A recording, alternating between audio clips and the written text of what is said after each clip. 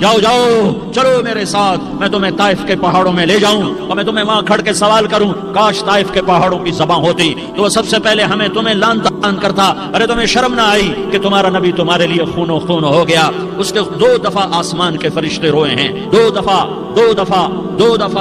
دفعہ آسمان کے فرشتے روئے ہیں۔ ایک 4000 سال پہلے جب ابراہیم بوڑھا باپ 96 سال کی عمر اور 6 سال کا بچہ، اور حکم دیا جا رہا ہے دشمن کے گلے پہ چھری چلانا تو بڑا آسان ہے کہ انسان جب وحشی بن جاتا ہے، جانور بن جاتا ہے، سانپ بن جاتا ہے تو اسے ڈسنے میں کوئی آر نہیں ہوتا، اسے کاٹنے میں کوئی آر نہیں ہوتا، لیکن سامنے تو اسماعیل کھڑا ہے، 86 سال کی عمر میں بیٹا ملا اور باپ 92-94 سال کا بوڑھا ہو گیا، اور میرا رب کہتا ہے ابراہیم اسماعیل کی گردن پہ چھری چلا دے، میں دیکھنا چاہتا ہوں تو میرا ہے یا اسماعیل کا ہے، تیرے دل میں میں ہوں یا اسماعیل ہے؟ کہ میرے رب ہزاروں اسماعیل تجھ پہ قربان کر دوں۔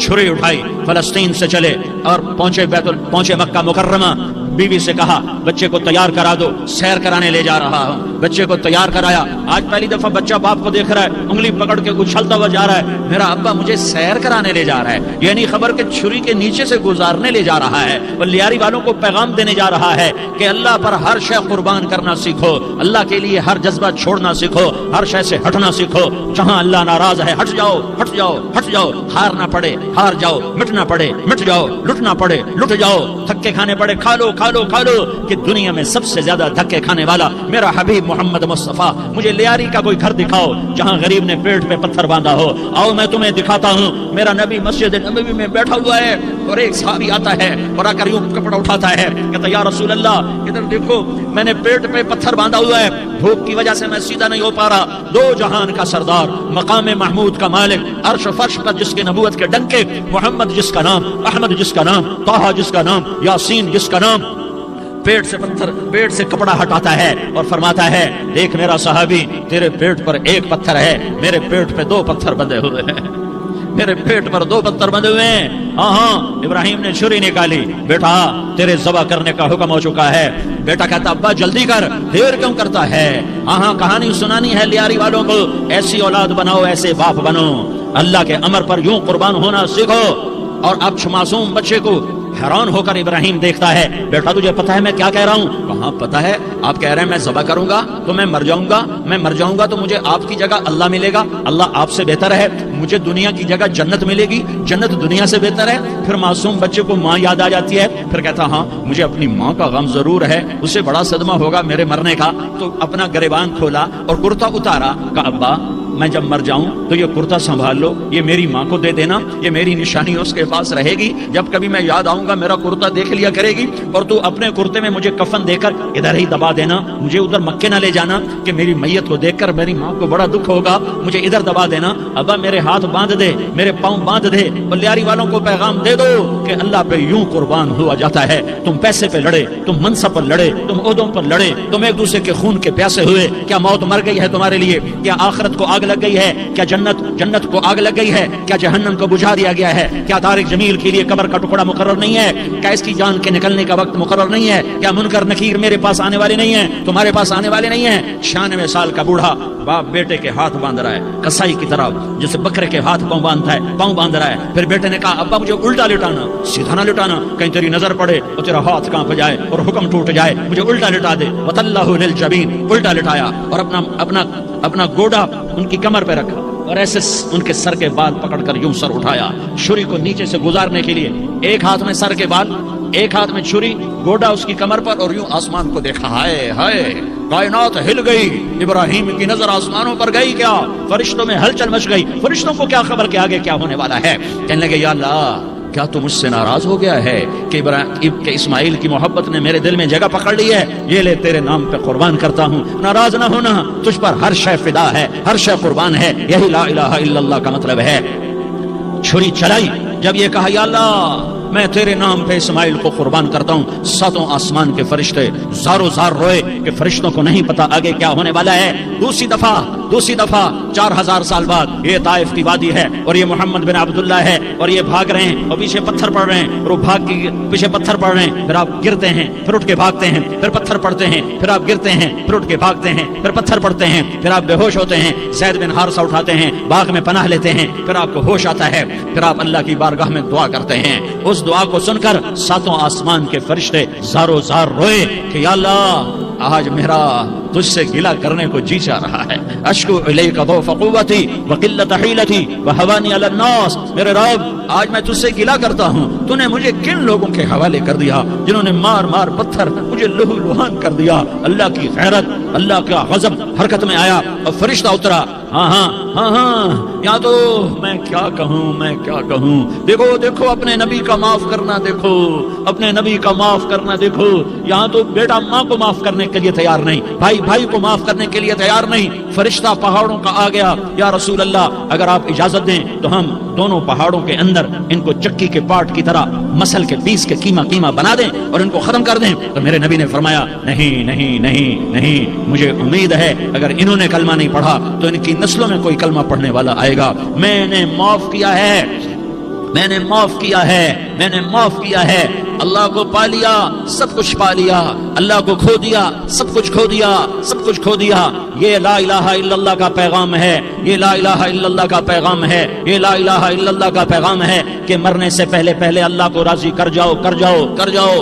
ہاں حسین نے اللہ کو راضی کیا, یزید نے حکومت کو راضی کیا, اس نے حکومت پالی, وہ حکمران بنا, اس کے خاندان نے حکومت کی اور حکومت اس کی باندھی بنی, اور حسین نے جان دے کر نیزے پہ سر چڑھا دیا. کائنات کا افضل ترین خون ایسے پانی کی طرح سستا ہو کے زمین پر بہا.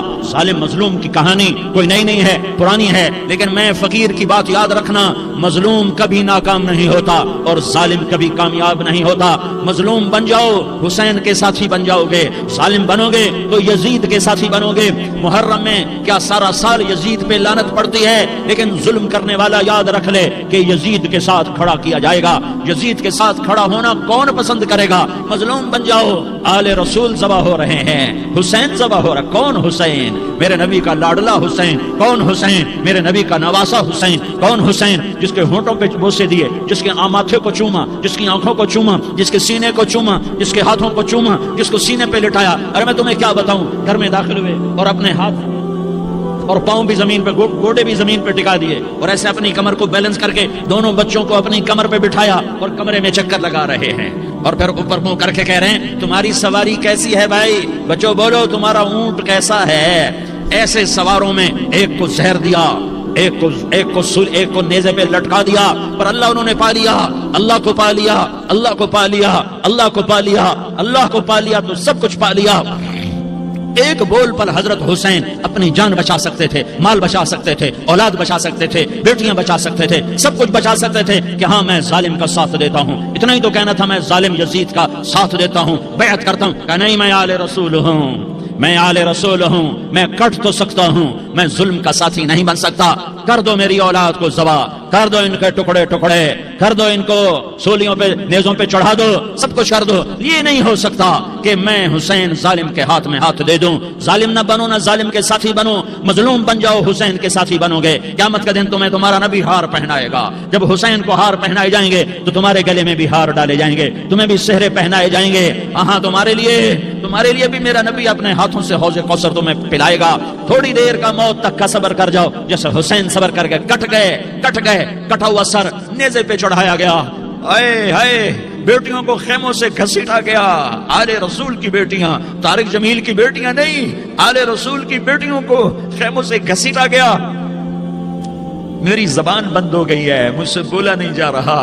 حضرت زینب نے جب لاشوں کو کٹے ہوئے دیکھا اور سروں کو نیزوں پہ چڑھے ہوئے دیکھا تو انہوں نے ایک چیخ ماری اور کہا واہ محمدا, واہ محمدا, ہائے یا محمد, ہائے یا محمد. آؤ آؤ, آج دیکھو اپنی اولاد کے ساتھ تیری امت نے کیا کر دیا. ہذا حسین بالعراء, آج تیرے حسین کی بارات ہے. مزمل بالدماء, اس نے اپنے خون کی تاروں کا جوڑا پہنا ہوا ہے. مقطع الاعضاء, اپنی بوٹیوں کی پتیاں بنا کر ان کا ہار پہنا ہوا ہے. نیزے پر سر چڑھا کر بارات کے آگے آگے جا رہا ہے. بناتوں کا سبایا, تیری بیٹیاں قید ہو چکی ہے. وذریتوں کا مقتلہ, تیری اولاد ذبح ہو گئی ہے. تصفی علیہ الریاح، آج ان کو کفن دینے والا بھی کوئی نہیں ہے، ہواؤں نے اٹھ کر مٹی کو اڑایا اور ان مٹی کے ذریعے سے ان پر کفن کو ڈالا۔ یہ کٹا ہوا سر ابن زیاد کے سامنے رکھا گیا ہے، ابن زیاد کے ہاتھ میں چھڑی ہے اور وہ طاقت کے نشے میں ہے کہ میں نے بدلہ لے لیا، میں نے اپنے دشمن کو زیر کر دیا۔ کیا ابن زیاد کو موت نہ آئی؟ کیا یزید کو موت نہ آئی؟ کیا ظالم نہیں مرے گا؟ مظلوم مر گیا تو کیا ظالم بچے گا؟ مقتول مر گیا تو کیا قاتل بچے گا؟ نہیں نہیں نہیں، میرا اللہ زندہ سلامت قائم دائم فیصلے کے لیے آنے والا ہے۔ حسین کا کٹا ہوا سر ابن زیاد کے سامنے آیا، اس کے ہاتھ میں چھڑی تھی، اس نے منہ پہ چھڑی ماری، یہاں ہونٹوں پہ آ کے لگی، پھر ماری، کہنے لگا میں نے ایسا حسن آج تک نہیں دیکھا، ایسا حسن آج تک نہیں دیکھا، پھر چھڑی ماری تو حضرت انس کھڑے ہو کر کہنے لگے بدبخت یہ چھڑی ان ہونٹوں سے ہٹا، میں نے ان ہونٹوں پہ اللہ کے نبی کے ہونٹوں کو لگتے دیکھا ہوا ہے۔ ہاں ہاں، تم تو یہ تاریخ رکھتے ہو، تم کیوں دستوں گریباں ہو گئے؟ تم کیوں ظلم کے ساتھی بن گئے؟ تم کیوں ایک دوسرے کے خون کے پیاسے ہو گئے؟ ارے یا کیا موت طارق جمیل کو نہ مارے گی؟ کیا اللہ کی قیامت قائم نہ ہوگی؟ کیا جنت قائم نہیں ہے؟ کیا جہنم قائم نہیں ہے؟ کیا اللہ سو گیا ہے؟ یا اللہ کے فرشتے کمزور ہو گئے ہیں؟ یا اللہ نے جہنم کی آگ کو بجھا دیا ہے؟ یا اللہ نے جنت کو آگ لگا دی ہے؟ تم تو کلمہ پڑھنے والے ہو، تم تو مسلمان ہو۔ مسلمان کا بھائی ہوتا ہے، اس کا خون کا پیاسا نہیں ہوتا، اس کے مال اس کے مال پہ ڈاکہ نہیں ڈالتا، اس کے مال کو لوٹتا نہیں، اس کو حقیر نہیں سمجھتا، اسے ذلیل نہیں سمجھتا۔ مسلمان کا ساتھی ہے۔ ہم ایک قوم نہیں ہیں، ہم ایک امت ہیں، ہم ایک قوم نہیں ہیں، ہم ایک امت ہیں، اور ہمارے اندر کلمہ لا الہ الا اللہ محمد الرسول اللہ ہے، ہماری بہت بڑی حیثیت ہے۔ ایک مسلمان جو نہ نماز پڑھے، نہ روزہ رکھے، نہ حج کرے، نہ زکوٰۃ دے، اور ہر عیب اس کے اندر ہو، ہر گناہ اس کے اندر ہو، ہر برائی اس کے اندر ہو، وہ بھی میرے رب کا پیارا ہے۔ اگر یہ توبہ کرے تو اس جیسا کوئی نہیں ہے کہ اس کے اندر لا الہ الا اللہ چھپا ہوا ہے۔ یہ لا الہ الا اللہ اتنی قیمتی طاقتور دولت ہے کہ میرے نبی کا فرمان ہے ساتوں آسمان ایک پلڑے میں رکھو، ساتوں زمینیں ایک پلڑے میں رکھو، اللہ کی جنت کو ایک پلڑے میں رکھو، اللہ کی دوزخ کو ایک پلڑے میں رکھو، اللہ کے خزانوں کو ایک پلڑے میں رکھو، اللہ کے فرشتوں کو ایک پلڑے میں رکھو، جبریل کو بٹھاؤ، میکائیل کو بٹھاؤ، اسرائیل کو بٹھاؤ، اسرافیل کو بٹھاؤ، جنت کو ڈالو، جہنم کو ڈالو، عرش کو ڈالو، فرش کو ڈالو، لوح کو ڈالو، قلم کو ڈالو، کرسی کو ڈالو، سورج کو اسی میں بٹھاؤ، چاند تاروں ستاروں سیاروں کو بٹھاؤ، ساتوں آسمان ساتوں زمینوں کو بٹھاؤ، سیاروں ستاروں کو پکڑ کے بٹھاؤ، دریا سمندر پہاڑ لوہا تانبا پیتل چاندی انسان جنات فرشتے سارے مل کر ایک پلڑے میں بٹھاؤ، ایک پلڑے میں بٹھاؤ، اور ایک چھوٹے سے پرچے پر لا الہ الا اللہ لکھ کر دوسرے پلڑے میں ڈالو، پھر اس کو تولو تو میرے نبی کا فرمان ہے لرجحت بہن لا الہ الا اللہ، تو ذات کی قسم جس کے قبضے میں محمد کی جان ہے لا الہ الا اللہ سب کو ہوا میں اٹھا دے گا۔ جس نے کبھی زندگی پر سجدہ نہیں دیا لیکن وہ کہتا لا الہ الا اللہ محمد الرسول اللہ، یہ بھی اللہ کا پیارا ہے، یہ بھی اللہ کا پیارا ہے۔ ان تابوا فانا حبیبہم، توبہ کرو تو یہ اللہ کہتا تم میرے محبوب ہو۔ مسلمان کلمہ گو، ہم مسلمان، ہم امت ہیں، ہمیں ہمارے نبی نے امت بنایا، ہوا سماکم المسلمین، ہمارا نام مسلمان رکھا، باقی ہمارے وجعلناکم شعوبا وقبائل لتعارفوا، یہ تعارف کے لیے ہے، یہ بلوچ ہے، یہ پٹھان ہے، یہ پنجابی ہے، یہ سندھی ہے، یہ بروہی ہے، یہ بلتستانی ہے، یہ گلگتی ہے، یہ سرائکی ہے، یہ ہمارے تعارف کے لیے ہیں، ہمارے تعارف کے لیے ہیں، لیکن ہم امت ہیں، یہ عورتیں، یہ مرد، یہ جوان، ہم سب امت ہیں، کل جسد الواحد، ہم ایک جسم کی طرح ہیں۔ ایک مسلمان ساتوں زمین آسمان سے اللہ کو زیادہ محبوب ہے، ایک مسلمان ساتوں زمین آسمان سے زیادہ اللہ کو پیارا ہے۔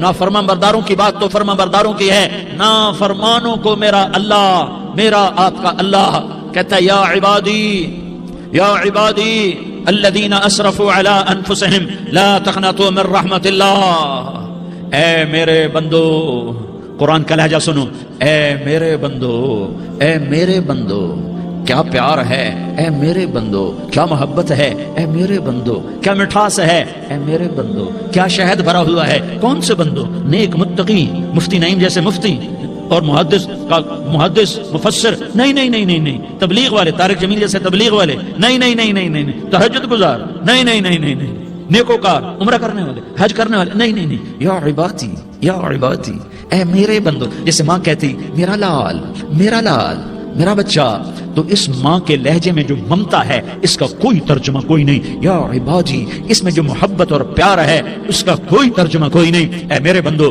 اس لہجے میں نہیں، اے میرے بندو، اے میرے بندو، اے میرے، جیسے ماں کہتی میرا لال، میرا بچہ، میرا بیٹا، میرا چاند، تو اس میں کیا محبت ٹپک رہی ہوتی ہے، کیا شہد گھلا ہوتا ہے، اس کا کون ترجمہ کرے؟